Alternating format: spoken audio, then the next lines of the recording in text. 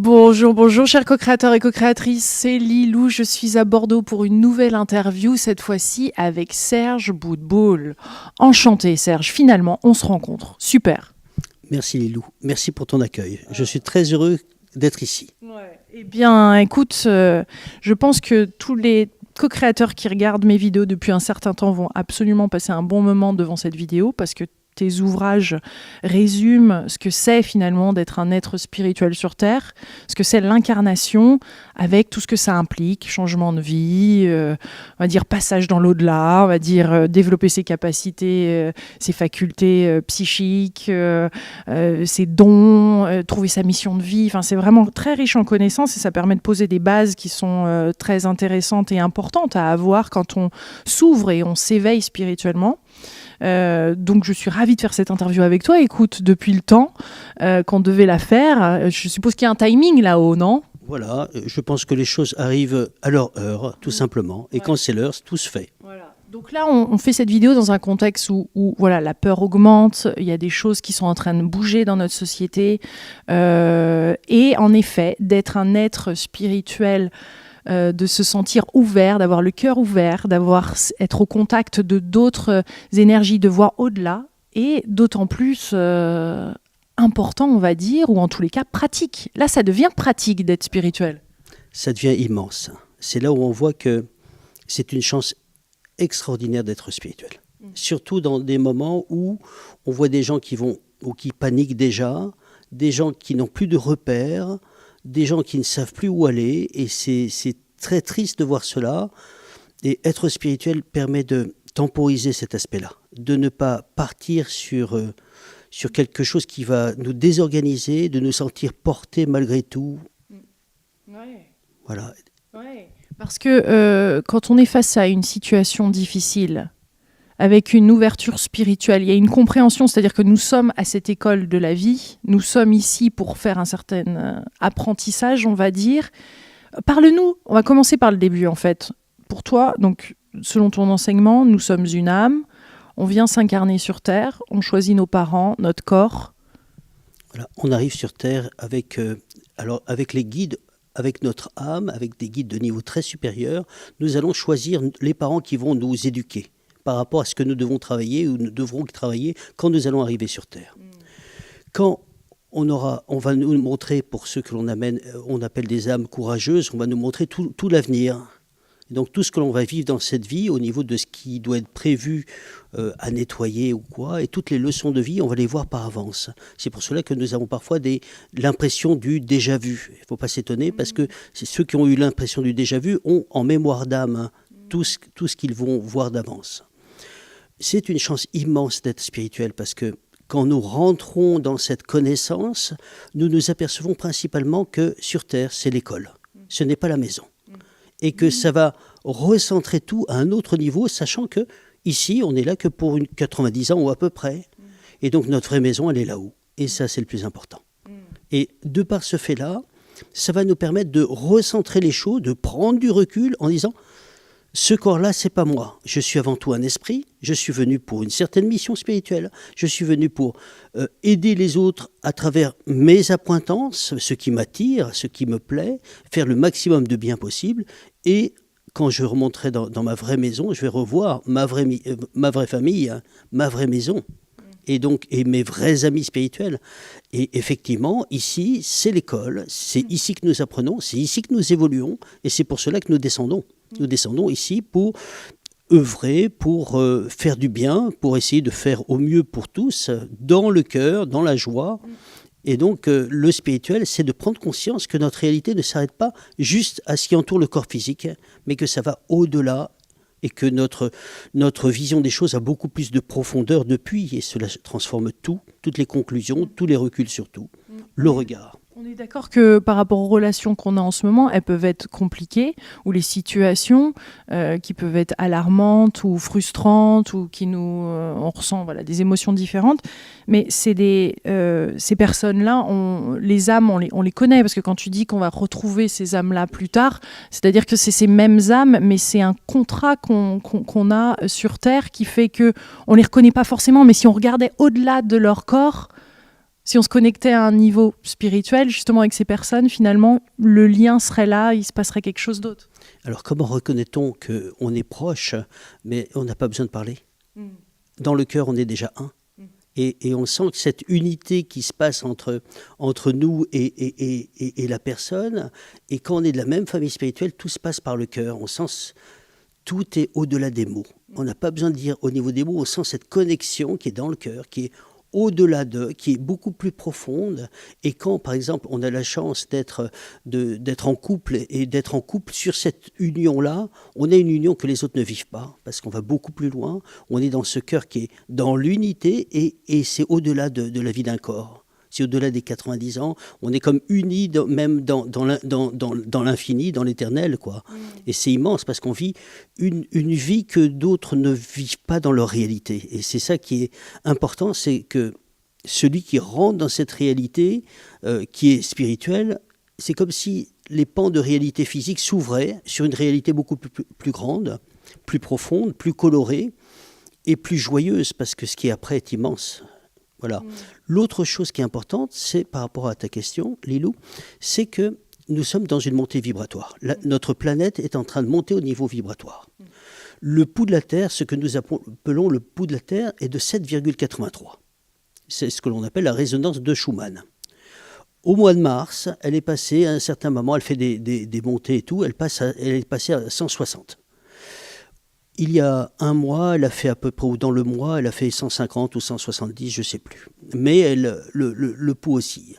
Ce qui se passe aujourd'hui avec cette montée vibratoire, c'est qu'il y a beaucoup plus une accélération à tout niveau. C'est-à-dire que maintenant, entre quand j'étais jeune et que je m'intéressais à tout cela, on ne sentait pas les énergies. Il n'y avait pas de livre sur les énergies parce que ce n'était pas palpable. Maintenant, tout le monde sent les énergies. Aujourd'hui, on parle de mots qui n'existaient pas antérieurement, qui s'appellent les entités. Ça n'existait pas et maintenant il y a des livres là-dessus, il y a des livres sur l'énergie partout. Notre réalité spirituelle est totalement en train de changer, notre monde aussi. C'est-à-dire que dès qu'on pense à quelque chose, souvent on a beaucoup plus de synchronicité qu'avant. On a beaucoup plus de transformation dans nos corps aussi parce qu'on ne dort plus du tout de la même façon. Il y a des nuits où on fait le hibou ou la chouette. Il y a des moments où on a des nouvelles options qui arrivent. C'est que notre corps physique maintenant a des options supplémentaires. Et cette option, c'est qu'on ne peut plus manger ce que l'on veut. Avant, on avalait tout ce qui bougeait. Maintenant, le corps dit non, là, tu ne mangeras pas ça. Et si on mange, là, on va le sentir passer. Et moi, je l'ai subi une fois. Mon corps ne voulait pas manger de semoule. Et ben, toute la nuit, j'ai senti la semoule qui se baladait dans le corps, quoi. Et là, en disant, je suis là, je suis là, je suis là. Toute la nuit, comme ça, je l'ai senti. Et depuis, mon corps, je l'écoute. Et cette option, mon corps ne l'avait pas. Alors, on vit une transformation profonde, mais il y a une montée vibratoire. Ce qui veut dire que tous ceux qui sont dans l'incohérence vont vivre une incohérence encore plus forte. C'est pour cela qu'il y a beaucoup de couples qui explosent. Il y a beaucoup de gens qui pètent un câble, il y a beaucoup de gens qui cèdent à la panique.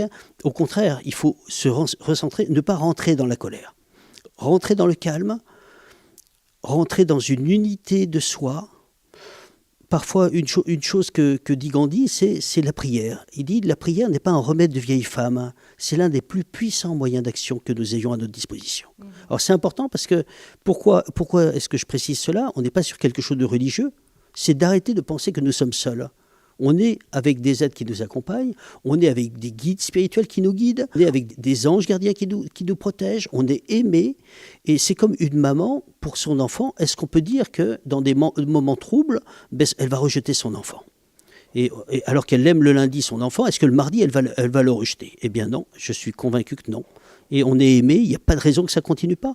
Donc, ayons confiance malgré tout. Et malgré tout, il faut avoir confiance. Même si on essaie de nous faire peur, on nous répète les mêmes choses. Il faut reprendre du recul en disant, voilà. De toute façon, comme dit un auteur, ce que nous vivrons, ce que nous devons vivre, on le vivra. Il n'y a aucune raison qu'on vive cela. Si on doit le vivre, c'est qu'il y a une leçon spirituelle. Bon, bien sûr, il ne faut pas tomber dans un fatalisme, évidemment, mais s'il y a quelque chose que l'on devra vivre parce que ça fait partie de notre chemin, ou que l'on se cache, on l'aura. Donc, prenons... Certaines personnes partent vite.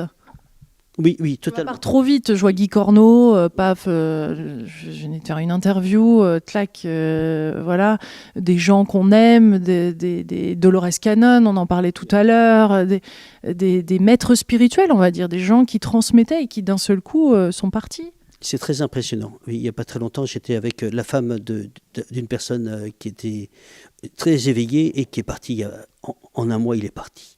Et c'est incroyable ce nombre de personnes qui partent sur l'autre plan. Pour moi, c'est en lien avec cette montée vibratoire. Alors, une des choses dont tu me parlais, Lilou, c'était le problème des amis. Et nous avons aujourd'hui, dans cette montée vibratoire, une problématique au niveau de nos propres amis de cette vie. Je vais donner un exemple. Avant, dans les vies précédentes, quand on était sur Terre, eh bien, on pouvait avoir des dissonances avec ces amis-là et on pouvait, comment dire, ne plus s'entendre. Bon, ça faisait un petit peu une petite séparation qui se faisait tout doucement. Sauf que cette fois-ci, c'est pas du tout pareil. Il y a une montée vibratoire. C'est comme si nous sommes à quai avec cet ami, sur un quai de gare, nous montons dans le TGV et 10 minutes après, on est déjà à 400 km. Et là, il y a une séparation qui est radicale, fulgurante, entre nous et nos anciens amis. Et tout le monde vit cela. Pourquoi ? Parce que certains d'entre nous montons et les autres restent. Ce qui veut dire qu'en très peu de temps, il y a une séparation vibratoire qui est colossale. Et ça se passe avec les parents aussi. Oui, ça se passe aussi avec les parents, ça se passe avec tout le monde. C'est pour cela que je parlais au niveau spirituel que nous avons une famille de cœur, une famille spirituelle qui nous attend dans les plans supérieurs. Et les parents sont, quand il y a cette séparation, on voit bien qu'ils ne sont pas vraiment de notre famille spirituelle. Ils sont là en tant que parents par éducation. Donc ils sont là, ce sont nos premiers professeurs, ce sont nos meilleurs professeurs, même si parfois c'est dur. Mais quand, après la mort, chacun va rejoindre la vibration et le monde vibratoire, le plan astral qui correspond à chacun. Parce que on m'avait expliqué qu'il y aurait un contrat de famille qui serait fait là-haut et que par amour, les parents pourraient jouer un rôle, on va dire, de méchant ou de pas très sympa pour nous éveiller à notre mission de vie ou nous éveiller spirituellement, on va dire. Alors, disons que pour moi, dans le contrat, c'est eux qui acceptent de nous recevoir. Et donc, parfois, c'est aussi une épreuve pour eux d'accepter quelqu'un qui ne leur ressemble pas. C'est comme si on est le petit canard noir avec des canards blancs. Ils vont dire, il est gentil celui-là, mais il ne nous ressemble pas. Et donc, c'est là où il y a des petites dichotomies, des petites vibrations différentes. Et voilà, ça ne correspond pas. Et eux-mêmes auraient voulu avoir un fils ou une fille qui leur ressemble. Et donc, respect quand même, parce qu'ils ont accepté quelqu'un dans leur famille. Et nous, on est allés dans cette famille pour travailler certaines leçons. Mais il ne faut pas s'étonner qu'il y ait des différences vibratoires, des différences de compréhension, on a l'impression d'être moins aimé, et il peut y avoir quelque chose comme ça, mais c'est un peu normal parce qu'on est différents, ils le sentent. Donc on peut quand même, je veux dire, être... parce qu'il semble qu'on ait des vies et des vies, quand on parle réincarnation, avec, et on l'entend quand on fait des régressions de vie passée, qu'on avait cette âme-là qui est revenue et qui revient tout le temps. Et pourtant, tu dis, cette âme, ces âmes-là ne sont pas notre famille. C'est-à-dire que même si on a eu plusieurs vies et des réincarnations avec eux, des choses plus ou moins faciles à vivre, il y a une autre famille qui nous attend là-haut. Disons que les mondes, les plans astraux où nous allons aller et d'où nous venons sont comme des strates. C'est-à-dire qu'il y a du niveau le plus bas et on monte à mesure que la vibration s'élève. Quand, par éducation, nous devons travailler 1 ou 2 points, nos propres guides spirituels de niveau supérieur, je ne parle pas des guides de proximité, vont nous dire, écoute, voilà, on te propose de travailler là-dessus, sur ce point-là, parce que c'est ton point faible et tu n'as jamais pu passer cet examen, voilà, et de dire, voilà, il faut que tu travailles là-dessus parce que, je vais donner un exemple, tu es trop éthéré, tu es totalement planant, il faut vraiment que tu arrives à t'ancrer. Donc on va te mettre dans une famille très ancrée pour que tu apprennes ce qu'est la Terre, apprennes ce qu'est l'ancrage. Et donc, il y a une famille qui accepte de recevoir un petit gamin qui va arriver et qui est un petit peu planant et qui va être un petit peu densifié à travers cette famille. Et c'est comme cela que ça se passe en général. D'accord. Et parle-nous de cette famille, alors là-haut. C'est composé de quoi ? Tu dis qu'il y a plusieurs niveaux vibratoires, on va dire, c'est de plus en plus élevé. Ce que les gens expérimentent en NDE, on peut dire ? Oui, c'est ça. Mais la NDE, c'est quand les gens montent en NDE, ils atteignent ce que j'appelle l'ovale de lumière, c'est tout en haut, l'un des points les plus élevés, mais on ne va pas tous dans la lumière. On va dans les plans un petit peu en dessous, parce que tout le monde n'est pas à même s'ils aperçoivent la lumière, ils vont aller dans des plans qui correspondent à leur vibration. En réalité, on va aller exactement à l'endroit qui correspond à ce que nous sommes. sans aucune tromperie, parce qu'il y a des gens qui se voient très élevés, et c'est pas parce qu'ils se voient très élevés qu'ils vont aller dans un monde élevé. Ils vont aller dans le monde qui correspond à leur vibration. Et en dehors de l'image que l'on a, chacun vibre sur une fréquence vibratoire qui est la nôtre, et selon cette fréquence, la personne va aller exactement là où elle doit aller, c'est-à-dire que la personne, après la mort, va rejoindre sa famille spirituelle qui correspond à sa vibration. C'est-à-dire que là, il n'y a pas besoin de mots, on est dans le cœur, et chacun sur sa fréquence. Et plus on est élevé, plus on va vers le haut. Et donc cette famille spirituelle, ce sont des personnes qui nous aiment depuis des incarnations et des incarnations. Et donc Et qu'est-ce qui se passe dans les rêves ? Eh bien, juste pour info, quand nous dormons, notre corps astral va sortir, et quand on n'en peut plus, il va rejoindre la famille, reprendre un coup d'oxygène et redescendre comme une plongée dans l'eau, quoi. Il va reprendre pour repartir et se redonner un coup de boost, mais ce n'est pas toujours facile. Et c'est pour cela aussi que dans nos rêves, on ne se souvient pas de cette remontée vers notre famille. Parce qu'après, on voudrait tous repartir. Et donc, on est là à l'école, il faut se rappeler que, voilà, c'est pas très facile, mais il faut l'accepter, c'est ici que nous devons travailler. Oui, c'est très intéressant la partie des rêves, et je veux juste revenir sur un dernier point par rapport au moment où on meurt. Des fois on dit qu'une fois qu'on a compris toutes les leçons dans cette vie-ci, eh bien on n'aura plus besoin de se réincarner sur Terre. C'est vrai. Si on a compris déjà qu'avant tout, le spirituel veut dire amour, et ça c'est essentiel, parce que beaucoup de gens qui parlent le langage du spirituel, qui parlent de tout ça, excusez-moi d'essayer d'être vrai au moins, ne sont pas dans l'amour. Et on va le voir parce qu'ils sont dans la dualité, ils vont parler d'eux, regardez qui je suis, et ils sont piégés dans leur image d'eux-mêmes. Ils n'ont pas réussi spirituellement à dépasser leur petit moi. Et donc là, ils sont piégés, mais ils n'ont pas compris les leçons de base. Et la leçon de base au niveau du spirituel, c'est qu'on est tous égaux. Et tous égaux. Et tous. Et il ne faut pas déroger là-dessus, il n'y a pas d'exception. Même si certains ont des capacités élevées de dons, de clairvoyance, d'aider les autres, des fois on voit l'ego spirituel qui rentre pour des thérapeutes ou des personnes qui traitent. Comment gérer ça ? Comment tu vois ça ? Alors, le problème qu'il y a, c'est que parfois la personne se fait piéger par sa fonction. Elle va en perdre ce qu'elle est. Je vois par exemple par rapport à des élèves, ils disent « je suis docteur ». Alors tu dis « ah, le fait d'être médecin fait qu'il a oublié même son prénom ». Docteur passe avant, donc ça l'omnibule tellement qu'il a oublié qu'il s'appelait Laurent et il s'appelle docteur. Et tu dis, mais docteur comment ? Docteur, je m'en fiche, moi, que tu aies fait 10 ans, 50 ans d'études, ça c'est ton affaire. Mais toi, quel est ton prénom ? Et là, on voit que la personne est piégée. Ou la personne a réalisé des belles choses, c'est très bien, on est content pour elle. Mais et après ? Toi, qui es-tu véritablement ? Et quand on avance sur le chemin et que l'on comprend que dans les mondes supérieurs, très supérieurs, on n'est tous que des enfants, tous dans le cœur. Tout le monde a pardonné, tout le monde est dans l'amour. Eh bien, on s'aperçoit qu'on est tous un. Et là, je ne vois pas pourquoi on se la jouerait. Ça n'apporte pas grand-chose. Et pour moi, l'exemple clé du ridicule de l'orgueil, c'est ceci, on est sur l'autoroute. Est-ce qu'on va se vanter en disant « Regardez, moi, je suis avant tous ceux qui sont derrière ». Tout en sachant qu'il y en a autant devant, et que quand on va s'arrêter, les autres vont nous doubler. Et que ça va continuer quand on sera arrêté. Et donc... Pour moi, je ne vois pas l'intérêt, on est tous égaux, on est tous des enfants de lumière. On s'identifie, par exemple, quand on a un don comme ça et qu'on est capable de guérir ou de nettoyer les énergies, les entités, etc., y a une identification, non ? Alors Lilou, si tu me permets... Quel est le conseil par Voilà. rapport à ça ? Alors, si tu me permets, je voudrais te préciser une chose. Alors, ce que je dis souvent, c'est que le mot don n'a plus lieu d'être. D'accord. Comment tu le nommes ? Alors, ce sont des facultés que nous avons tous. Voilà. J'ai eu un prof magique qui s'appelle Raymond Réan, qui a été mon prof magique, qui m'a éveillé. J'étais pas un élève très doué, disons pour tout dire. J'ai commencé à ouvrir ma clairvoyance qu'au bout de 6 à 8 mois. Aujourd'hui, vu la montée vibratoire, en 1 ou 2 exercices, il y a 2/3 d'un groupe qui ouvre ses facultés. Donc cette montée est très positive de par l'ouverture spirituelle. Donc c'est pour ça que c'est important. En positif, il y a cette ouverture de tout ce que nous sommes, beaucoup plus de synchronicité, beaucoup plus de clairvoyance, clairaudience. J'en rêvais quand j'étais jeune, mais il n'y avait personne. Il n'y avait personne. Et donc ce ne sont pas des dons, ce sont des facultés. Ceux qui ont, entre guillemets, qui semblent plus doués que d'autres, ce sont ceux qui ont pris de l'avance dans les vies précédentes.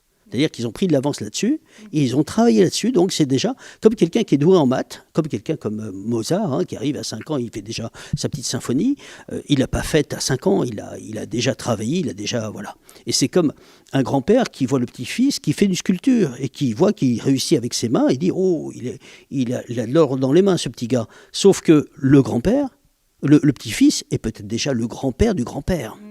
C'est-à-dire qu'il a peut-être 3000 incarnations de plus que le grand-père. C'est pas parce que le grand-père il est vieux qu'il est plus âgé que le petit-fils.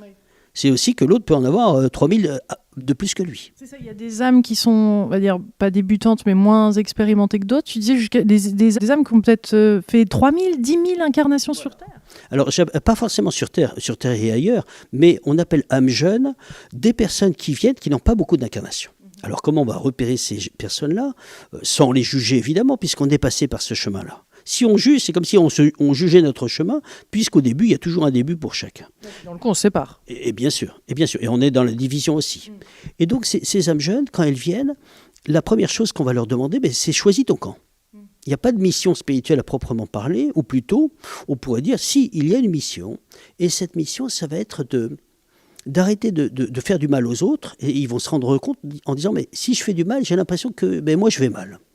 Et si je leur fais du mal, c'est à moi que je fais du mal. Bon, je vais arrêter. Et ça demande un certain nombre d'incarnations, de prise de conscience, de dire, je vais prendre un peu de recul par rapport à ça, et je vais commencer à essayer si je faisais du bien, qu'est-ce que ça donnerait ?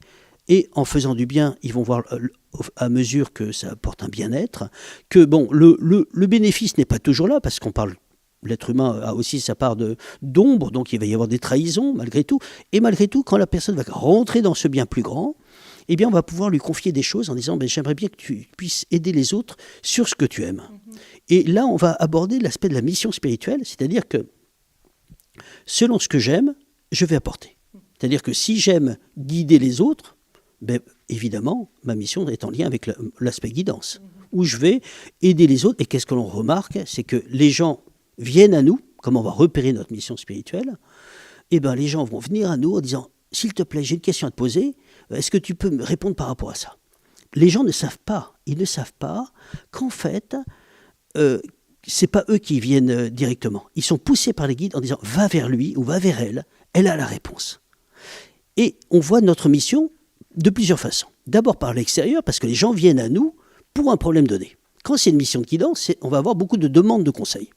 Quand c'est une mission de guérison, on va avoir quelqu'un qui va dire « Tu peux pas voir là, j'ai un peu mal là, etc. » Ou la personne va dire « Tu peux pas me masser ici ?» Et on va avoir beaucoup de demandes d'aide physique ou des choses comme ça.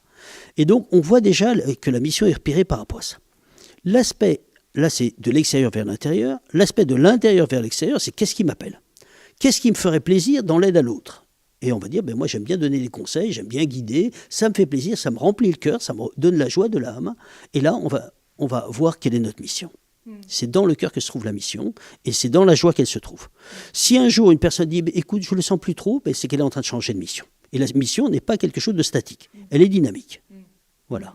Et on peut en avoir plusieurs. On peut se dire, ça y est, cette mission-là, je l'ai remplie, et il y en a une autre derrière. Oui, la mission va être en adéquation avec notre volonté, notre joie, notre chemin.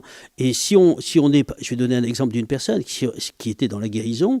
À un certain moment, elle commençait à dire ça me va plus, c'est plus totalement ça. Je le fais, mais ça me plaît plus trop. Eh bien, là, on a l'impression que, ou par exemple, un thérapeute qui est très bon, et d'un seul coup, il va avoir beaucoup moins de patientèle. Alors, on se demande, mais pourquoi j'ai plus de patientèle ? Et en fait, quand on lui demande, mais est-ce que tu as envie de le faire ? Il dit, j'en ai un peu marre. Et c'est là où la mission change. C'est-à-dire que quand on se connecte, quand je me suis connecté sur cette personne, je lui dis, le problème qu'il y a, c'est que tu es passé à un autre niveau vibratoire. Et donc la guérison pure et simple ne t'appelle plus. Et tu as besoin de passer à un autre niveau, et ton niveau, c'est la guérison de l'âme. Et là, la personne dit, c'est ça, la joie. Et là, d'un seul coup, il retrouve son effervescence de l'âme, cette joie de l'âme qui reconnaît. Et quand on reconnaît, vous avez dû le reconnaître, le sentir vous-même, quand on est dans la reconnaissance, il y a tous les poils qui se hérissent, il y a même les cheveux qui sont et on sent parole de vérité. D'un seul coup, le corps s'allume, voilà. Et là, la personne retrouve la joie et retrouve sa force, parce qu'elle retrouve son dynamisme, puisqu'elle est dans son axe. Tout à l'heure, je veux juste revenir sur un truc que tu disais, on est passé par d'autres planètes. Alors, tu peux nous en dire un peu plus ? Alors, disons qu'on n'est pas passé que sur la Terre. Alors, faut un petit peu ouvrir notre champ de vision au-delà de notre petite planète, en réalité, tous les mondes sont pleins. Tous les plans astraux sont pleins, même les planètes, même voilà, tous ceux qui sortent de leur corps, qui vont partout, voient des choses au-delà de notre réalité. Quand on parle du projet Stargate, peut-être que certains d'entre vous, vous avez entendu parler du projet Stargate, les remote weavers, les gens qui faisaient du remote weaving, c'est-à-dire de l'espionnage à distance, eh bien, ils sont là dans l'astral, avec leur corps astral, mais dans le double de la Terre, sur le double de la Terre. Et parfois, ils disaient « Oh, il y a quelque chose qui passe au-dessus ». Alors, physiquement, c'était pas vu par les radars, c'était pas vu de façon visuelle, mais eux voyaient d'autres réalités. Et bon, ils l'ont dit un petit peu par-ci par-là, mais c'est un petit peu occulté au niveau de nos informations dites officielles, entre guillemets, mais voilà, mais tout est déjà plein.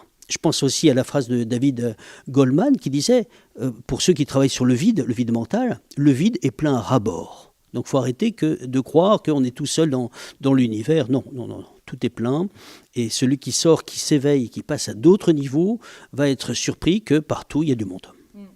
Dolores Cannon était impressionnante pour ça, avec son hypnose où elle a reçu énormément d'informations. Totalement. Et cela rejoint totalement ce que nous avons vu des groupes de clairvoyants fiables. Hein, attention, je ne parle pas de gens qui se disent clairvoyants, je parle de vrais clairvoyants. Ou tous ces enfants indigo, cristal, arc-en-ciel stellaire qui arrivent, que l'on ne connaît pas et qui disent les mêmes choses que ce qui a été vu par Dolores Cannon ou quoi. Comme quoi, on est dans un moment de transformation, on est dans une montée vibratoire de la planète, ça ouvre toutes les facultés. Nous rentrons dans la sphère de l'esprit, avec tout ce que cela veut dire. C'est-à-dire que si on est droit dans nos baskets, on est en connexion et tout, ça avance, toutes les facultés s'ouvrent, c'est immense. Hein. Et comme je disais, ces facultés font partie de notre potentiel à chacun d'entre nous. Ce ne sont pas des dons, c'est en nous, et chacun d'entre nous, nous avons ces facultés. Il suffit simplement de travailler sur ces facultés de manière pratique, avec des exercices adéquats, mais tout doit être un jeu, parce que le vecteur principal de l'ouverture de ces facultés, c'est le corps astral. Et le corps astral, c'est le corps qui nous permet de rêver, hein, c'est avec celui-là qu'on va rêver, et c'est le corps du jeu, J-E-U, et le corps dit émotionnel. Il aime beaucoup jouer, donc on va faire cela comme un jeu, en disant « Ah, j'aimerais bien voir qu'est-ce que c'est ça, oh, j'aimerais bien voir ceci, je suis dans un travail, tiens, j'ai fini mon travail, donc avant de manger, ben, tiens, je voudrais voir quel est mon plateau repas, qu'est-ce que je vais manger, ou comment va s'habiller ma collègue. » La plupart des fois, on verra qu'on a tapé à côté, c'est pas grave. Ça va stimuler notre esprit pour chercher des informations. Et plus tard, quand on va ouvrir vraiment la clairvoyance, on va dire « je veux voir ça, ce détail-là ».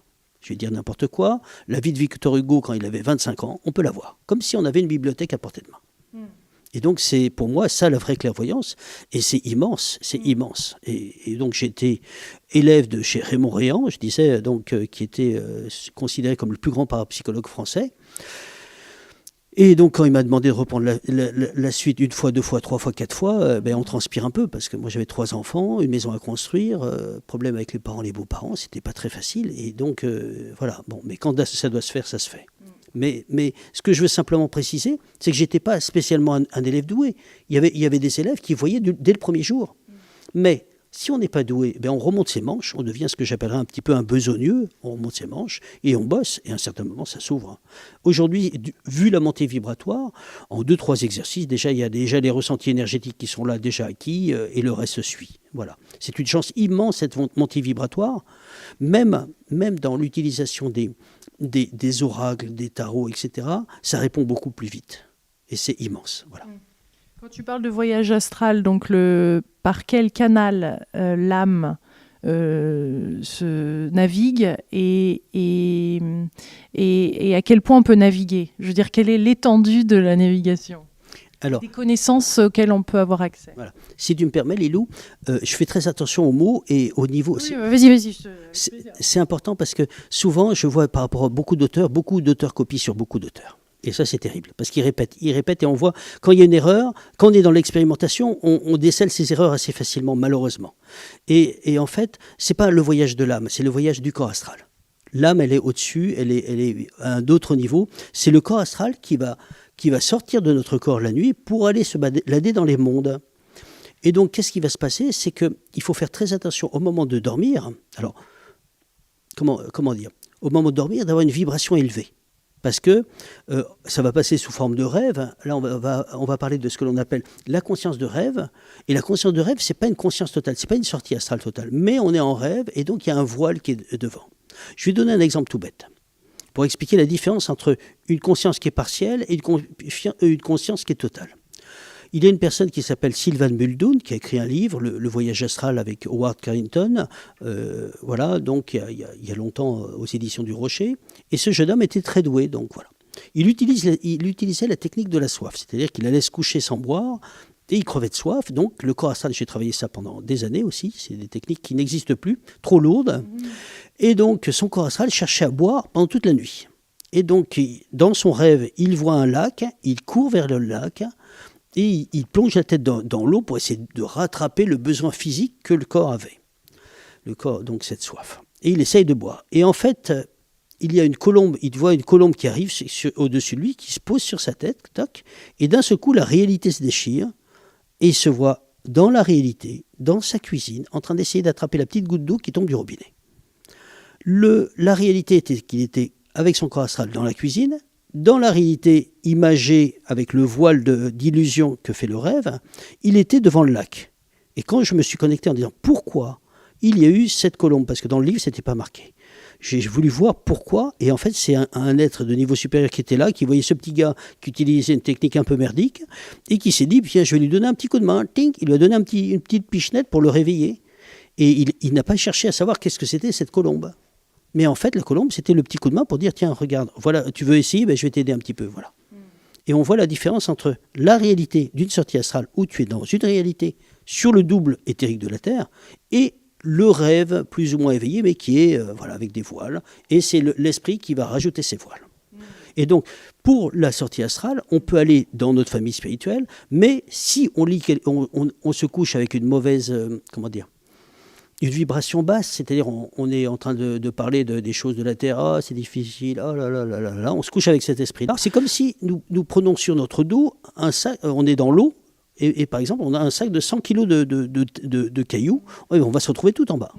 Et qu'est-ce qui se passe ? Eh bien, on se retrouve dans un monde de cauchemar qui s'appelle le bas astral, qui est un monde un peu sombre, il n'y a pas de flamme en bas, c'est pas pareil, qui est un peu sombre, et on va vouloir rentrer à la maison, et on sent qu'on est mal, comme une banlieue malsaine la nuit, et on veut rentrer à la maison, et tout le monde a fait un peu ce cauchemar-là, c'est qu'on est dans le bas astral. C'est-à-dire qu'on s'est couché avec une pensée un peu sombre, et ça nous a tiré par voie vibratoire vers un plus bas, à cause de cette charge que l'on s'est prise.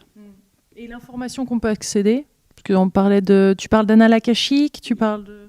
Alors, les annales akashiques, nous avons celui que l'on appelle le prophète endormi, Edgar Cayce, ou Cayce pour ceux qui sont au niveau de l'anglais.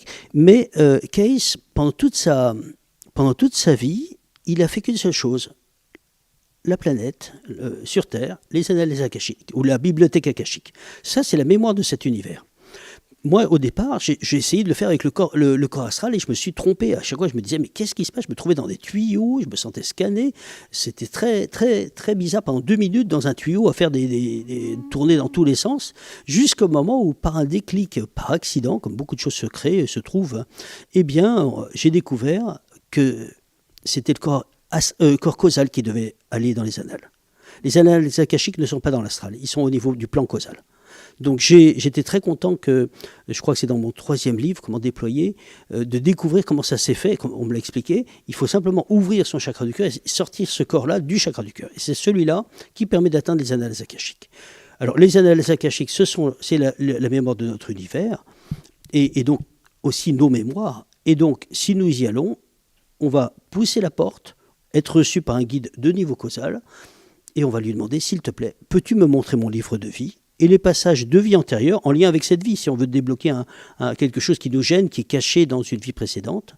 Et là, on va avoir un livre qui va s'ouvrir, dont les feuilles vont tourner à une vitesse folle, qui semble être un livre de 400 pages, mais qui peut-être a 100 000 pages, quoi.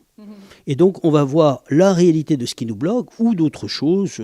C'est une bibliothèque qui est infinie, qui semble comme suspendue dans l'espace et qui est la mémoire de cet univers. Je suppose qu'il y a différents types de langage. Nous, on parle français. Au niveau d'âme aussi, au niveau vibratoire ou sur d'autres planètes, ou je veux dire, on entend de plus en plus de personnes qui parlent maintenant un langage de lumière, en syllabes. As-tu non ? Non, je n'ai pas d'écho là-dessus. Par contre, quand on va être sur l'autre plan, on va se rendre compte que tout se passe par télépathie. Donc, il n'y a pas de langage. C'est-à-dire que même si on parle avec un Allemand, imaginons qu'on fasse une sortie astrale avec un Allemand, eh bien, on va se comprendre. Parce que c'est un petit peu l'histoire de la tour de Babel. C'est comme si on allait retrouver le langage d'avant la tour de Babel, avant la séparation dont on parle dans l'Ancien Testament, où on est tous confondus à travers notre langage qui est différent. Et quand on est sur l'autre plan, eh bien, par télépathie, tout le monde se comprend. Même si l'autre parle un dialecte amérindien ou je ne sais pas. Tout le monde se comprend parce que la télépathie est universelle et il y a des, comme on dit, voilà, ça se transmet naturellement et tout le monde a les mêmes mots dans sa tête, chacun traduit dans sa langue. Quoi. Est-ce que tu aurais un petit exercice à nous faire là pour qu'on puisse ressentir quelque chose de nouveau qu'on n'avait jamais ressenti avant ? Alors l'exercice qui est intéressant, qui est pour moi la porte du toucher, c'est de mettre une main fixe et l'autre main à distance. Je ne sais pas si... Ah oui, si, on voit. Voilà. Et par exemple, on va faire attention uniquement à la main qui est fixe. On ne fait pas attention, même si on sent avec l'autre main, ça n'a aucune importance. Il n'y a que la main fixe qui est là. On va décroiser les jambes, on va être uniquement là. On va poser son téléphone, on va couper le téléphone, couper la télé. Il faudra attendre personne et on n'est que dans l'exercice. Et on va mettre simplement notre main comme ça et on va faire ce petit mouvement-là. Et pas ça, attention, pas d'erreur comme ça, pas de machin comme ça, pas de retour, pas des grands mouvements d'air, pas ça non plus. La main droite, de cette manière-là, un peu pas trop tendue, parce que trop tendue, l'énergie ne va pas passer. L'énergie passe par le chemin du moindre effort. Donc si vous êtes tendu comme ça, il va y avoir très peu d'énergie. Donc il faut être comme il faut, donc la main bien faite, mais droite, et on va pousser comme ça. Au début, alors, vous allez utiliser beaucoup de qualificatifs pour dire je sens de l'air, je sens une pression, un ballon invisible, une vibration, de l'électricité, ça pique, ça fait ça. Quel que soit ce que vous ressentez, c'est vous. C'est pas important. Mais l'important, c'est de ressentir. La définition de quel ressenti vous avez n'est pas important. Chacun va utiliser selon son langage, selon son ressenti, selon ses mots. L'important, c'est de ressentir. Donc j'ai comme un signal que je sens, et là je le sens, je sens comme un ballon invisible. Eh bien si je le sens là, et bon, ça s'ouvre assez vite. Alors attention, le problème qu'ont beaucoup de personnes, c'est que ces personnes ont tellement peur de se tromper qu'elles disent ça doit pas être ça. Ils s'attendent à une bombe atomique qui leur tombe sur la main, donc ils refusent l'information. Oui, le mental. Le mental est souvent en cachet. Papa-maman qui étaient avec des œillères en béton, quoi, des scientifiques ou pseudo-scientifiques qui étaient là. Ils ont tellement peur de décevoir, même si les parents sont partis sur l'autre plan. Ils ont tellement peur de décevoir les parents qu'ils n'osent pas en disant ça doit pas être ça, oh là là, si mes parents me voyaient. Alors à la fin, ils refusent l'information. Et c'est dommage parce que les grands découvreurs ne font que des erreurs. Alors ce ne sont pas des erreurs, ça s'appelle expérience. Mais ils expérimentent et reprennent, et reprennent, et reprennent. Jusqu'au moment où ils trouvent. Et quand on prend Edison et on lui dit « Mais ça ne vous a pas gêné de faire 1000 échecs pour avoir votre lampe sous vide ?» Edison répond « Ce ne sont pas des échecs, ce sont des expériences, ce sont des essais. » Et peut-être qu'il fallait-il 1000 essais pour mériter la lampe sous vide qui éclaire le monde entier aujourd'hui. Et donc voilà, il ne faut pas avoir peur de se tromper parce que le chercheur découvreur va aller par là, il se trompe, il rectifie, il se trompe, mais en se trompant, il avance. Et c'est avec ces tâtonnements, il rebondit et il arrive à sa conclusion. Donc il ne faut pas avoir peur de sentir que c'est tout petit pour vous. Bon, pour certains, ça sera ça, pour d'autres, ça va être net. Et quand on sent qu'on le sent ici, eh bien on recule l'autre main de 5 cm. Et je le sens ici encore. Voilà, je le sens. Et à un certain moment, on doit être au écartement maximal des deux côtés. Je pousse par là. Alors, je rapproche la main. Hop. Là, il y a un problème. Oui, non, c'est l'autre main, pardon. Alors, on pousse d'un côté, on le sent avec l'écartement maximal. Alors, quand on l'a fait dans ce sens-là, on le fait dans l'autre sens, c'est-à-dire que la main fixe devient l'autre main, et on pousse comme ça. Et on pousse et on recule avec écartement maximal. Quand on a réussi à sentir avec l'écartement maximal, c'est comme si on poussait l'aura sur l'autre main, on le sent de l'autre côté. On a ouvert la porte du toucher. À partir du moment où la porte du toucher est ouverte, on va pouvoir sentir l'aura d'un siège. Si je mets la main sur le siège où je suis assis, eh bien à 5 cm, je vais sentir l'aura de cela. Mais ça va nous ouvrir sur le monde des énergies. Et notre réalité va commencer à se déchirer. Et nous allons commencer à sentir mieux à qui nous avons affaire, au-delà de la personne qui nous parle, par exemple. On va avoir une personne qui nous parle, on va dire, et on va sentir un truc. Et si vous atteignez ce grandissement, il va vous arriver des phénomènes, comme il m'est arrivé, comme il est arrivé à bien des élèves, ben on va même peut-être se sentir même poussé en arrière, ce qui veut dire qu'on est en énergie incompatible. Et donc, si on est, ça ne veut pas dire que l'autre est mauvais, ça veut dire que nos énergies ne vont pas avec celles de l'autre. Mais c'est une protection pour nous. C'est-à-dire qu'il faut s'écarter de cette personne. On n'est pas du tout en phase. Ça va nous permettre d'arriver dans des lieux et savoir si le lieu est sale. Ça va nous permettre aussi de sentir si on est chargé, si l'autre est chargé. Après, il faudra le nettoyer, hein. Voilà, tout simplement. Mais ne pas tirer de conclusions négatives, prendre de la distance sur les choses, mais ça va nous donner un plus au niveau discernement. Parce que parfois, on va dire « Oh là, je ne sais pas ce qui se passe sur ce lieu, je me sens mal ». Je donne un exemple tout bête au niveau du ressenti. Une de mes élèves va chez sa belle-sœur et dit « Je me sens mal, je ne veux pas dormir ici ». Et là, on sent que c'est pas marqué, c'est à cause de ça, hein, on ne le verra pas. Par contre, elle a écouté son ressenti et la nuit même, la maison brûlait. Et donc, ce n'était pas marqué « Attention, la maison va brûler ». Mais on sent que ça nous rajoute une protection. Et c'est important, cela. C'est important au moment de virus. Qu'est-ce que tu nous dirais par rapport à ça, justement? Un exercice spécifique ou dans ce cas-là, dans ce que tu viens de décrire là, qui pourrait être utile justement pour se sentir guidé plus spirituellement vers des actions à faire, vers des gens, vers des lieux? Alors, je dirais une chose, c'est que dans la médecine chinoise, on utilise ce principe. Il n'y a pas de maladie si l'organe est saturé d'énergie. Quand la personne est saturée d'énergie, elle est pleine d'énergie, la maladie ne rentre pas. Voici le principe de la médecine chinoise. Ce qui est important, c'est qu'aujourd'hui, la montée vibratoire fait que les plans astraux inférieurs remontent un tout petit peu, donc on a ce que j'appellerais des parasites. Des petits parasites de l'astral. Donc si on ressent, on va sentir qu'à un certain moment, il y a un truc qui grouille à un endroit du corps, donc on va attraper, on va enlever, on va nettoyer, on va détruire cela. Et ce qu'il va falloir, qui est très important, c'est dans notre vie d'intégrer les nettoyages subtils. En intégrant les nettoyages subtils, on va se régénérer. Je vais donner un exemple tout bête. Ce n'est pas un seul exemple, c'est quelque chose qui m'est arrivé il y a même pas 5 jours. J'ai eu un appel d'une élève de la région lyonnaise qui m'appelle en disant « Écoute Serge, je suis épuisé, ça fait des jours et tout et tout. » Je lui ai dit « Tu me permets ?» Et à distance, je lui enlève une présence. Et donc, aujourd'hui, cette montée vibratoire fait que le travail à distance est même tangible. Tout le monde le sent immédiatement. Et c'est intégré aussi dans l'inconscient collectif que le travail à distance fonctionne.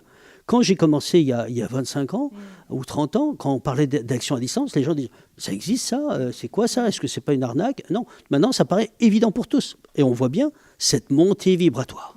Parce que même dans l'inconscient collectif, c'est intégré chez tout le monde. Et donc, je la nettoie, je lui enlève sa présence et d'un seul coup, ça y est. Et ça, si c'était un seul cas. C'est-à-dire qu'aujourd'hui, d'un seul coup, on sent comme une fatigue chronique. Alors, l'important, c'est de ne pas oublier l'aspect médical. D'abord, faites les examens. Mais si vous voyez que tous les examens ont été faits, le sang va bien, il y a assez de fer, il y a ceci, il y a assez de magnésium et tout, peut-être qu'il faudra chercher une deuxième fois. En plus, après, hein, en niveau 2, et voir si on n'a pas une présence qui nous aspire nos énergies. Quand on enlève cette présence, d'un coup, combien de personnes se disent « je revis, ça y est », et on voit que le visage change. Et donc, le nettoyage énergétique est important, surtout, je dirais même essentiel dans les temps actuels. Pourquoi ? Parce que nous rentrons dans un monde qui devient de plus en plus énergivore. Et donc, vu que les gens sont un petit peu dans la peur, voilà, comme si notre échelle de valeur et notre monde est en train de s'effriter, eh bien, ils vont balancer sur tout le monde le mal-être qu'ils ont. Donc, il faut se protéger, avoir ce que j'appelle une coque psychique, c'est-à-dire créer une coque qui va protéger notre capital énergétique, qui est notre aura, protéger nos énergies. S'ils ont besoin d'énergie, qu'ils sont d'accord, on les fait venir d'en haut, mais pas de notre énergie vitale. Et se protéger, parce que si on ne veut pas être mangé par tout le monde, parce qu'il va y avoir malheureusement, je pense, beaucoup plus de monde qui va être mal. Donc, il faudra bien protéger ses énergies et bien se nettoyer parce que dès qu'il va y avoir des fuites énergétiques, il va y avoir des parasites qui vont s'y mettre. Apprendre ce ressenti qui permet d'attraper ce qui gêne, de le détruire et d'un seul coup, on sent que ça y est, on va le discerner à travers plus de chaleur dans le corps, ce qui veut dire plus d'énergie. Voilà. Et ça s'explique tu l'expliques assez rapidement, le fait de comment mettre une coque de protection. Tu peux nous l'expliquer parce que je pense que dans ces circonstances, c'est important qu'on l'ait. Exactement. La coque psychique doit entourer l'aura. Alors notre aura, c'est quoi ? C'est alors certains auteurs parlent d'un corps subtil, c'est pas du tout un corps subtil, c'est un champ électromagnétique qui est l'émanation de nos chakras. Alors les chakras, en sanskrit ça veut dire roue, on en a 7 principaux, le premier est dans la zone périnéale et ça monte jusqu'au coronal qui est là, c'est le 7e chakra.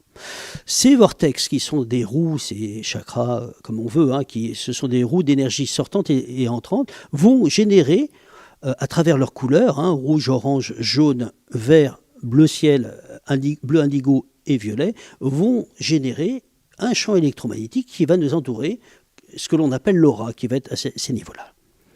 Il faut protéger cette aura par une coque transparente. On va visualiser de manière à peu près synthétique une bulle de savon qui va envelopper toute cette aura. Il ne faut pas de bout d'aura à l'extérieur. Et en faisant comme cela, alors, tout en sachant qu'on va, en face du troisième œil, faire un trou de 7 cm. Même si la coque sera fermée, il faudra ce trou. Pourquoi ? Parce que sinon, il n'y aura plus d'intuition, il n'y aura plus de clairvoyance, il n'y aura plus de clairaudience. On ne va plus sentir les choses. Donc il faut toujours avoir ce trou-là. Alors, au bout de 3 heures, elle se rouvrira. Ne soyez pas étonnés, elle se rouvre au bout de 3 heures. Pas d'empathie, parce que si on fait de l'empathie, même si vous avez 10 coques, ça ne sert à rien. C'est comme si vous dites, je permets que cela traverse. Donc on garde un peu de distance, tout en étant dans la compassion. Empathie, ça veut dire je prends le bébé avec l'eau sale du bain. La compassion, je vais bien comprendre l'autre, mais je ne veux pas prendre sa misère. Je ne veux pas prendre sa maladie ou sa charge. Donc, comme les médecins, le médecin est compatissant, mais il ne tombe pas, il ne pleure pas avec son patient. Sinon, il n'est plus médecin. Et donc, ce qui va se passer, c'est on va créer autour de notre aura cette bulle. Donc, attention, sous les pieds, ça descend à peu près à 20 cm sous les pieds, mais pas de souci, on ne va pas se faire vampiriser de ce côté-là. Et la nature ayant horreur du vide, voilà ce qui se passe en temps normal. Si on est dans le métro et que l'on tient la barre et que tout le monde est emboîté les uns dans les autres, celui qui a donne à celui qui n'a pas, ou les autres se servent chez celui qui a. Et donc, ce qui fait que celui qui est spirituel, qui est en sous-nombre, en nombre inférieur par rapport à ceux qui le sont moins, qui a des chakras beaucoup plus forts que les autres n'ont pas à cette force-là, et bien les autres vont se servir sur ce chakra-là. Donc, une personne spirituelle va nourrir peut-être 13 personnes. Et nous allons peut-être en prendre un petit peu sur les 13, mais pas plus. Et donc, il ne faut pas s'étonner que les personnes spirituelles vont être beaucoup plus vampirisées que les autres personnes. Puisqu'elles sont en manque, je vais donner un exemple. Imaginons le chakra du cœur, chakra vert, gorge, soit très fort, puisqu'on est en mode spirituel, c'est surtout cette partie-là qui va être plus forte. Donc on va avoir un haut de l'aura qui va être très dense, mais les autres n'ont pas ça. Eux, ils vont être forts sur la partie basse. Et donc, si on n'a pas de protection, dans le métro, on va avoir cette partie-là qui va diminuer. Le métro va les régénérer, mais va nous amenuiser. Le métro, le tram, le bus, ce que vous voulez, mais la proximité de l'autre. Plus les gens vont être dans la peur, l'angoisse, et plus ils vont être aspirateurs d'énergie. Donc non seulement il faut se nettoyer pour avoir nos énergies, mais en plus il faut protéger notre capital énergétique. Donc une simple bulle, alors elle se rouvre au bout de 3 heures, mais dès qu'on arrive dans un tram, on arrive avec plein de monde, on visualise qu'elle se referme tout simplement. C'est une visualisation, c'est une intention, c'est oui. Quoi ? C'est un claquement de doigts. C'est une visualisation. Quand on veut atteindre quelque chose d'invisible, on doit utiliser un moyen invisible, et c'est la visualisation. Donc, on parle dans tes livres, ça. Voilà. Et on visualise bien que cette aura fait... Alors, si on n'est pas sûr de nous, on peut entendre un schling comme... voilà, c'est comme quand on rentre dans une banque, on voit ces portes vitrées ou qui se ferment comme ça, c'est pareil. Et quand on a ça, ça change la vie. Alors, attention, la technique ne vient pas de moi, elle vient de mon prof magique, Raymond Réan, et ça a changé ma vie. C'est bien de le nommer comme ça, parce qu'il y en a certains qui oublient d'où ils ont appris. Il faut toujours rendre à César ce qui est à César, ça n'empêche pas. Mais voilà, je trouve ça juste, c'est pas... Merci pour cette intégrité, c'est bon à entendre. Merci Lilou.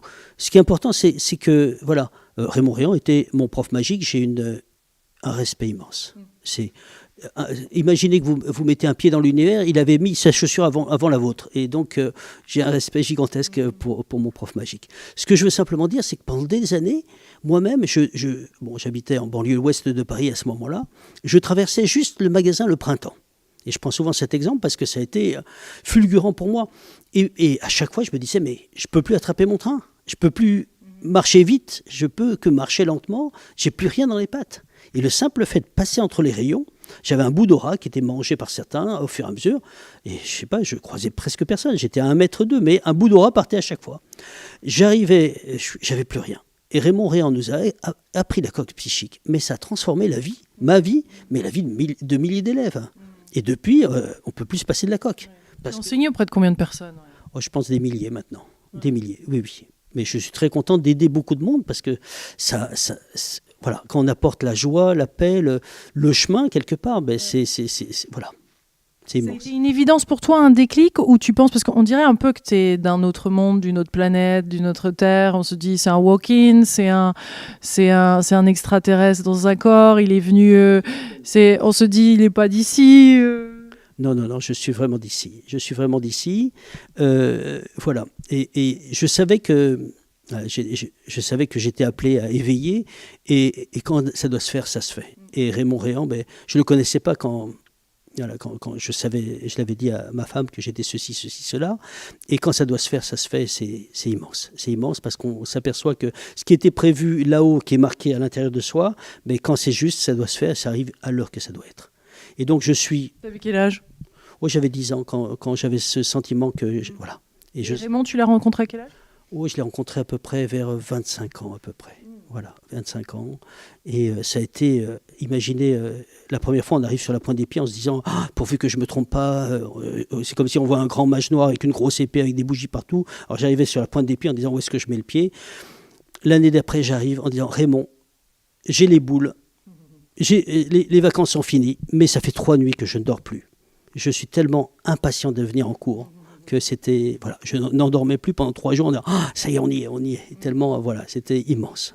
Tu as rassemblé une partie de tes connaissances dans 3 livres. Tu pourrais nous les décrire si on souhaite en apprendre un petit peu plus? Merci Lilou. Alors, le premier livre s'appelle « Développer vos facultés psychiques et spirituelles ». Il fait 428 pages, il est tout en couleurs. C'est important d'avoir des couleurs et des dessins pour bien comprendre de quoi on parle. C'est important aussi de mettre les choses à portée de main de tous. Aujourd'hui, on est dans une montée vibratoire. Il faut avoir les outils pour se protéger. Il faut avoir les outils pour répondre aux demandes. Il faut avoir les outils pour nos maisons, pour les nettoyer et pour aider nos propres enfants et nos proches. Il faut avoir les outils pour comprendre ce qu'est une mission spirituelle parce que ça ne sert à rien d'avoir sa mission et de ne pas savoir comment la mettre en marche. Donc on est des êtres spirituels, on est venu pour guider un certain nombre de personnes et les amener vers le vrai chemin qui nous attend. On a un chez nous quelque part et l'important est d'en perdre un minimum. Et donc, voilà. Et donc, le premier, développer vos facultés psychiques et spirituelles, va expliquer l'ensemble. À quoi ça sert tout ça, surtout que sont ces facultés, comment les éveiller, voilà, qu'est-ce que sont les fantômes, qu'est-ce qu'un corps astral, comment ça fonctionne, comment fonctionnent les mondes, etc. Et beaucoup d'explications sur les différents types d'êtres, etc. Ça va être un survol de l'ensemble, mais un survol avec 58 exercices. Le deuxième livre, c'est comment percevoir... De nombreuses éditions, 13 fois ça a été... 13e édition actuellement. Le deuxième, qui est en 7e édition, comment percevoir et agir sur les mondes subtils qui nous entourent, est un peu plus difficile parce qu'il y a beaucoup de nettoyage. Donc il va aussi expliquer comment... Alors juste pour l'anecdote du deuxième livre, simplement pour l'anecdote, j'étais un peu embêté parce que quand on donne des clés sur les nettoyages, etc., il faut aussi contrebalancer. Il ne faut pas parler que de nettoyage, c'est pas très sympa. Et donc, un jour, j'étais en train d'aller, excusez-moi pour l'anecdote, j'essaye d'être rapide, à l'anniversaire d'une élève et amie, et je dis à ma fille qui conduisait, on était en été, une canicule, j'avais envie de dormir, et je dis non, je ne veux pas dormir tant que je n'ai pas le titre du chapitre, tant que je n'ai pas le chapitre que je dois écrire, qui doit compléter le livre, parce que je sentais qu'il y avait un manque. 10 minutes après, je dis à ma fille, ça y est, je l'ai. C'est comment se connecter à la lumière. J'arrive sur place, j'ai des élèves avancés qui sont là, et l'une d'entre elles me dit « Serge, tu devrais écrire un chapitre comment se connecter à la lumière ». Le lendemain, une de mes élèves qui était à Lausanne à ce moment-là arrive et dit à ma femme « Écoute, Michel, dis à Serge, il devrait écrire, j'ai entendu de la part de mes guides, dis-lui qu'il doit écrire un chapitre comment se connecter à la lumière et y rester ». Et voilà comment il s'appelle. Alors ça, c'est le deuxième livre, simplement pour vous montrer l'interaction avec là-haut, ce qui doit être fait pour aider un maximum de gens. Le but n'est pas de vendre des livres, le but c'est que vous et chacun d'entre nous s'ouvre et s'éveille à ce qu'il est. Et c'est que de la joie pour tous. C'est que de la joie. On ait cette information qu'elle circule. Ben oui, qu'elle circule. Le but, c'est ça. C'est pas, voilà, on est là que pour 90 ans. Celui qui se la joue parce qu'il... Voilà, mais attends, c'est pas ta maison, là. Qu'est-ce que tu fais ? T'es à l'école. Pas d'erreur. Tu as besoin d'une grosse voiture. Mais qu'est-ce qu'on s'en fout ? Ça veut rien dire, tout ça. Voilà. Et donc, je reviens par rapport à ça. Le troisième livre, c'est comment déployer l'être spirituel que nous sommes et qui va expliquer la synthèse de l'ensemble. À quoi ça sert tout ça? Comment sont les mondes de lumière? Comment découvrir ta mission spirituelle? Comment ouvrir ta vision à un autre niveau? Comment aider les tiens à remonter au bon endroit? Quelle est la bonne attitude pour faire le véritable chemin? Voilà, donc voilà à peu près. Voilà. Il y a eu aussi 2 jeux de cartes pour travailler, donc l'ouverture, comment déployer, etc. Au niveau du travail. Quels sont-ils? Ils s'appellent comment, les jeux de cartes? Alors, déployer vos potentiels énergétiques, le premier, ça va être sur le toucher, parce que la première chose qu'il faut savoir, c'est que l'ouverture de nos facultés, ce sont nos 5 sens qui sont déployés dans le subtil, et donc il va y avoir le toucher, c'est le toucher dans le subtil, mais la première chose qui a été ouverte en nous, c'est qu'avant que le fœtus se déploie, au niveau de la vue, de l'ouïe et tout, etc., du goût, on sentait le liquide amniotique qui nous touchait. Donc la première chose qui va s'ouvrir, c'est le toucher. En deuxième, donc, ça va être la vue. La vue, comment ça se déploie? Ça se déploie en clairvoyance. L'audition, l'ouïe, ça va être la clairaudience. Ça va nous permettre d'entendre les guides, d'entendre par télépathie, etc. Donc d'être en lien au niveau auditif. Pour la clairvoyance, c'est la vision à travers les obstacles, dans les plans astraux, dans les dimensions, l'infiniment petit, l'infiniment grand. Donc la vision avec un V majuscule, la vision, ce qu'on appelle la vision astrale. Voilà. Après les 2 autres, le goût et l'odorat, c'est pas très important. L'ensemble déployé dans l'invisible, c'est ce que l'on appelle la sortie astrale. Une faculté qui n'est pas dans ces 5 sens, mais qui est à l'intérieur du cœur de l'ensemble, c'est l'intuition. Et l'intuition est la faculté, elle n'est pas très ludique l'intuition, mais c'est la faculté spirituelle par excellence. C'est plus ludique de dire « j'ai vu un paysage magnifique, j'ai vu ça. » Mais attention, c'est important. Tout à l'heure, Lilou a posé cette question et je n'ai pas totalement répondu. Il y a des gens qui sont clairvoyants, mais ça ne veut pas dire qu'ils sont spirituels. La faculté de clairvoyance est une faculté de l'esprit, donc on peut dire spirituelle, mais elle n'est pas intrinsèquement spirituelle. Parce que spirituel, avec le grand S, veut dire amour. Et Rudolf Steiner explique juste une chose. Il dit qu'il existe 2 types de clairvoyants, les clairvoyants de tête et les clairvoyants de ventre. Les clairvoyants de ventre, ce sont ceux qui s'occupent du matériel. Ce sont des personnes matérielles qui sont que sur la terre et qui ne sont pas très éveillées spirituellement. Et donc, ils vont s'occuper, dans leur clairvoyance, oui, ma petite dame, vous allez hériter de votre Mercedes, vous aurez la maison, vous aurez ça, ça, ça. Ils ne peuvent pas aller plus haut, ce n'est pas leur vibration. Mais ils ont quand même une clairvoyance. Les clairvoyants de tête sont plus rares. Ils s'occupent de ce que l'on appelle là les guides spirituels. Quelle est ta mission? Qu'est-ce qu'on te demande? Qu'est-ce qu'on te demande maintenant? Qu'est-ce que tu dois travailler? Et là, ils sont beaucoup plus rares. Donc on voit bien que même dans cet aspect-là. Par contre, l'intuition est la faculté spirituelle par excellence. Pourquoi? Seuls ceux qui sont évolués sont intuitifs. Les autres sont instinctuels. Et l'intuition, c'est comme si on a des antennes qui nous permettent de ressentir les choses au-delà. Je vais donner un exemple. Si j'affirme une chose un peu bizarre, ne sursautez pas, mais pourtant c'est vrai. Si je disais les êtres spirituels n'ont pas peur de la mort, je parle bien de la mort. Je n'ai pas parlé de la séparativité avec ceux que nous aimons. Je ne parle pas de la peur de la souffrance. Et je ne parle pas de la peur de l'inconnu. Si vous enlevez ces 3 peurs pour vraiment être... Est-ce que vous avez vraiment peur de la mort? Vous verrez que non. Qu'est-ce qui vous dit que non? Parce qu'on sent très bien qu'après, ça continue. Alors que les autres vont dire non, évidemment, ils vont avoir peur parce qu'ils ne sentent pas. Si on sent, on le sent tous. Et on voit que là, c'est au-delà du petit corps que nous avons. Un petit mot de la fin pour nous encourager dans cette période où il y a beaucoup de complications, de peurs, etc. Un petit mot d'encouragement de la fin, Serge? Je dirais que dans les temps actuels, il faut essayer de prier plus. Il faut rentrer dans notre centre, appeler là-haut, se remplir de lumière. Demander de l'accompagnement d'en haut et d'arrêter de marcher seul. On ne se sauvera pas tout seul, on se sauvera avec eux. On est aimé, on est accompagné, on est guidé, on est porté, et ça a toujours été. Mais, s'il vous plaît, arrêtons de nous croire ce que nous ne sommes pas, essayons simplement d'être avec ceux qui nous accompagnent, dans le cœur, sachant qu'on n'est là que pour un temps donné.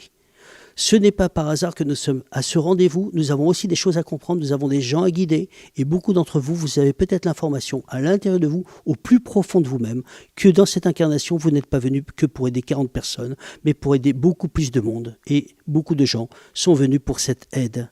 Ces enfants indigo, cristal, arc-en-ciel qui sont venus de très loin.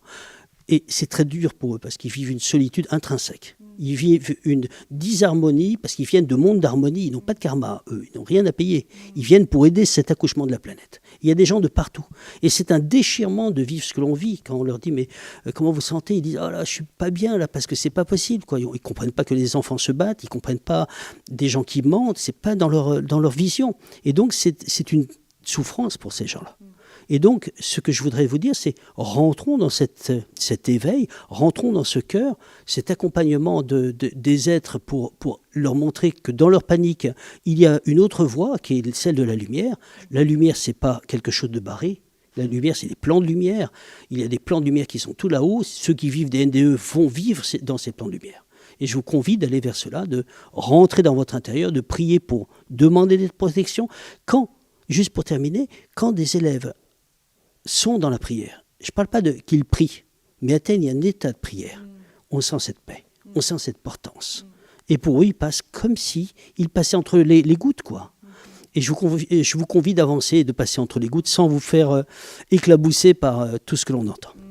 Merci beaucoup Serge Boutboul, un plaisir d'avoir pu faire cette vidéo, un peu longue mais très enrichissante. Et si vous avez aimé cette vidéo, s'il vous plaît, partagez-la, qu'elle devienne virale. Merci beaucoup. Merci Lilou, merci pour tout. On vous embrasse très très fort, gros bisous.